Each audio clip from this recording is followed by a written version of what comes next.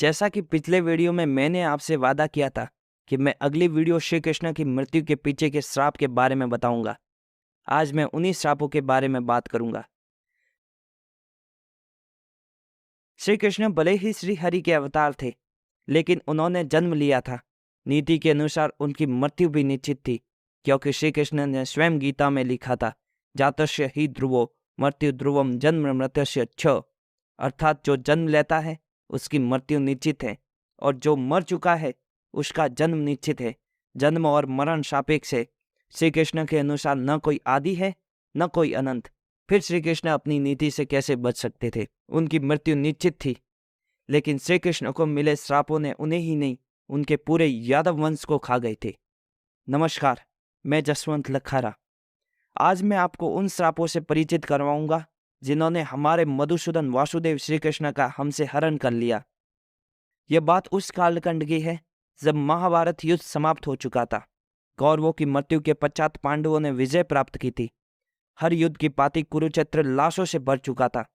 कई दिनों से लाशें उठवाए जाने का काम चल रहा था, फिर भी पाव रखने की भी जगह कुरुक्षेत्र में नहीं थी।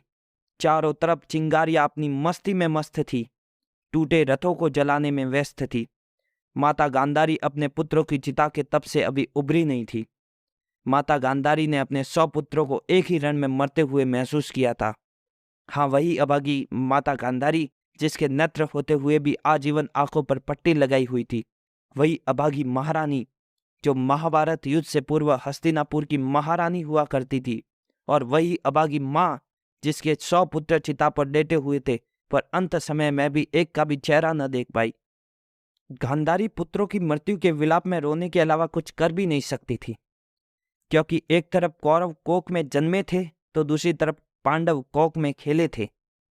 लेकिन कौरवों की मृत्यु का दुख आंखों पर लगी पट्टी ही जानती थी। न जाने कितनी रातें आंखों की पट्टी ने आंसुओं से भीग कर निकाली थी। निकाले भी क्यों ना, गांधारी के पुत्र आपके और मेरे लिए दुष्ट, पापी और अधर्मी हो सकते हैं, लेकिन गांधारी के लिए तो उसके बेटे थे। फिर चाहे वो दुराचारी दुर्योधन हो या कुल वधु द्रौपदी का चीर हरण करने वाला दुशासन, उससे कोई फर्क नहीं पड़ता। खैर, आज कई दिनों बाद गांधारी के कंठ में आवाज आई थी। माता गांधारी के पल भर में बहे जाने वाले आंसू बर्फ की भांति जम गए थे, लेकिन तब तक बेहद देर हो गई थी। माता गांधारी के उन आंसुओं ने पुत्र शोक में डूबी गांधारी के मन में श्री कृष्ण के प्रति जहर घोल चुके थे। माता गांधारी अपने मन ही मन में श्री कृष्ण को दोषी मान चुकी थी। लेकिन आपको और मुझे ध्यान है कि श्री कृष्ण के अलावा महाभारत युद्ध को टालना कोई नहीं चाहता था। श्री कृष्ण का महाभारत में योगदान मैं पहले ही शांतिदूत श्री कृष्ण में बता चुका हूं कि क्या महाभारत के जिम्मेदार थे श्री कृष्ण। आपने वह वीडियो नहीं देखी है तो आपके लिए लिंक डिस्क्रिप्शन में है। यह वीडियो खत्म करने के बाद जरूर देखना। खैर, गांधारी के मन में श्री कृष्ण के प्रति लगी चिंगारी आग में तब बदली जब गांधारी को पता चला कि धर्मराज युधिष्ठिर का राज्याभिषेक हुआ और वहां पर श्री कृष्ण भी उपस्थित थे।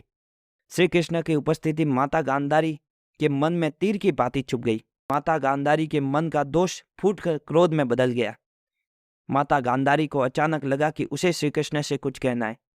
उसने तुरंत दूत के हाथों श्री कृष्ण को मिलने का संदेशा पहुंचाया। श्री कृष्ण पूर्ण परमेश्वर थे। वे जानते थे कि माता गांधारी क्या कहने वाली है, लेकिन वे स्वयं माता गांधारी के मुख से सुनना चाहते थे। इसलिए तुरंत माता गांधारी का संदेशा पाते ही रवाना हो गए। जैसे ही माता गांधारी के पास पहुंचे, माता गांधारी को पहला प्रणाम किया। माता गांधारी मौन थी। श्री कृष्ण माता गांधारी के बुलाने का प्रयोजन सुनने के लिए तैयार खड़े हो गए।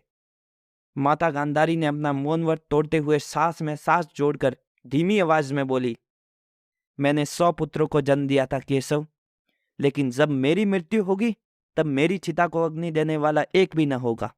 100 बार मेरी कोख को तुमने अपनी आंखों से उजड़ते हुए देखा है। तुम चाहते तो युद्ध न होता, तुम चाहते तो भाई भाई न लड़ते, तुम चाहते तो भीषण विध्वंस होने से बच सकता था केशव, लेकिन तुमने ऐसा कुछ नहीं चाहा। मैंने तुम्हें अपने पुत्रवत माना था केशव। इतिहास साक्षी है कि माँ कभी अपने पुत्र को श्राप नहीं देती, और अगर दे देती है तो उसे कोई नहीं टाल सकता। अगर मेरी विष्णु भक्ति में ताकत है तो मैं तुम्हें श्राप देती हूँ केशव।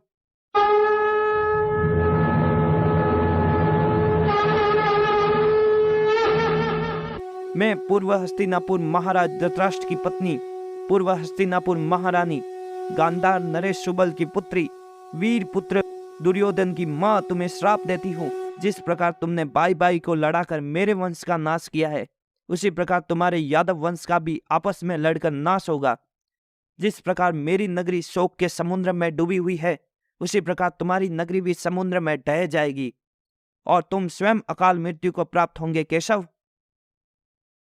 श्री कृष्ण पूर्ण परमेश्वर थे। वे चाहते तो माता गांधारी के श्राप को झुठला सकते थे, लेकिन श्री कृष्ण जानते थे कि अगर उन्होंने माता गांधारी के श्राप को झुठला दिया तो आने वाली पीढ़ी के प्रति माता का कोई मोल न रह जाएगा। माँ के सम्मान के खातिर श्री कृष्ण ने उस श्राप को बड़ी विनम्रता के साथ स्वीकार किया और माता गांधारी को विश्वास दिलाया कि ऐसा ही होगा। माते श्री कृष्ण को माता गांधारी का श्राप दिए अभी कुछ ही पल बीते थे कि श्री कृष्ण ने माता गांधारी के श्राप को प्रभाव में लाने के लिए यादवों के कुछ बच्चों की मति फेर दी। एक दिन यादवों के कुछ बच्चे वन में भ्रमण करने के लिए गए हुए थे।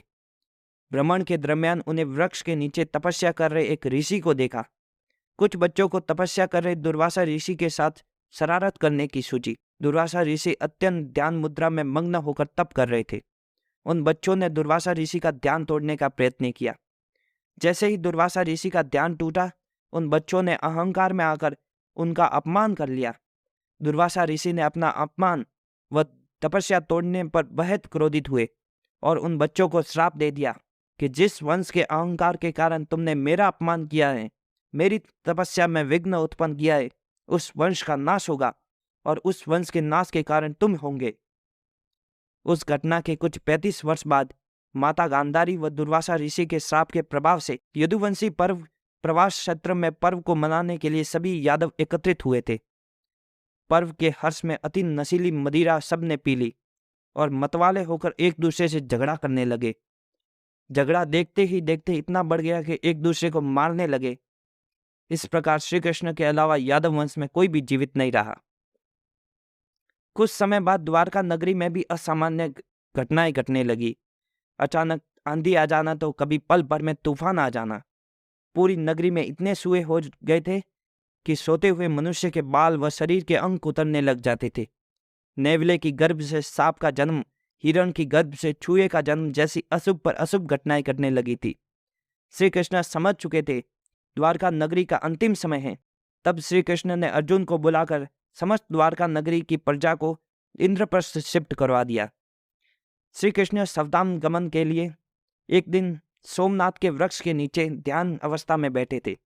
तभी जरा नामक शिकारी हिरण का शिकार कर रहा था। उसे पेड़ के पीछे से हिरण के मुख के समान श्री कृष्ण का चमकता हुआ तलवार देखा। उसने हिरण का मुख समझकर विष भरा बाण चला लिया। तीर सीधा श्री कृष्ण के पैर के तलवे पर जाकर लगा। जब जरा को पता चला कि उसका तीर द्वारकाधीश चक्रधारी वासुदेव श्री कृष्ण को जा लगा है, तो वह शिकारी उनके पास आया और निराशा के साथ रोने लगा। तब श्री कृष्ण ने बताया कि तुमने कोई पाप नहीं किया है, तुमने तो मेरे पिछले जन्म का कर्ज उतारा है। जरा कुछ समझ ना सका। तब श्री कृष्ण ने जरा को समझाते हुए कहा कि तुम पिछले जन्म में किष्किंधा के वानरराज महाराज बाली थे और मैं श्री राम था। मैंने अपने मित्र सुग्रीव की मदद करने के लिए और अधर्म मिटाने के लिए तुम्हारा वध किया था। मैंने पिछले जन्म में भले ही तुम्हारा वध अधर्म मिटाने के लिए किया था, लेकिन मैंने युद्ध नीति के खिलाफ तुम्हारा वध किया था। मैंने तुम्हारी भांति वृक्ष के पीछे से तुम्हारे ऊपर घात किया था, जो कि युद्ध नीति के विरुद्ध है। मैंने जो किया उसका प्रायश्चित करना ही था, जो आज तुमने पूर्ण कर लिया। मैं तुम्हें स्वर्ग प्राप्ति का वरदान देता हूँ।